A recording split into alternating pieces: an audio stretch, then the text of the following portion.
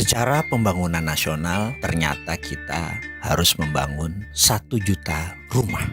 Lalu Kementerian PUPR mengajukan anggaran untuk 1 juta rumah itu perlu 100 triliun rupiah.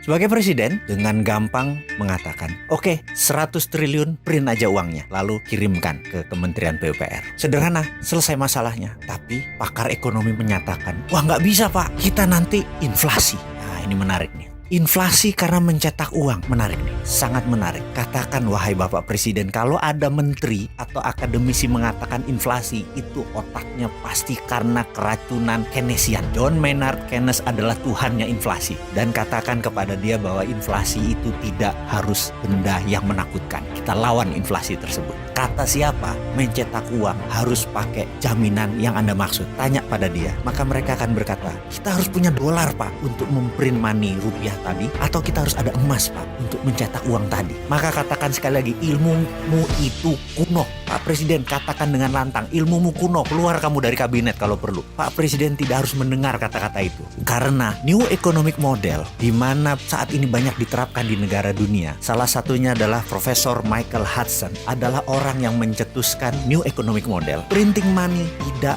wajib pakai dolar atau emas. Apa yang dipakai? Yang dipakai adalah proyek, jaminannya proyek. Contoh, tadi Pak, perlu 1 juta rumah dibangun oleh Indonesia. Perlu 100 triliun dananya. Jangan takut Pak, print aja uang tersebut dan berikan ke Kementerian PUPR. Lalu, begitu jadi, jangan ada satupun uang yang gunakan barang ini untuk impor. Maksudnya barang-barang impor harus lokal. Krakatau Steel nyala, semen nyala, bata nyala, dan semuanya harus lokal. Ketika jadi 1 juta unit, orang-orang mulai membeli. Begitu membeli, bawa uang tersebut kembali ke Kementerian Keuangan. Begitu uang itu masuk, bakar. Tidak perlu ada bunga Pak. 100 triliun, balik 100 triliun dalam 5 tahun dan bakar. Sampai habis uang tersebut. Begitu habis, maka uang tersebut tidak menimbulkan inflasi karena proyeknya sebagai underlaying atau jaminannya tadi. Jadi selama Bapak ada proyek produktif, cetak duit tidak masalah. Itulah New Economic Model. Itulah ilmu yang harus kita praktekkan sekarang.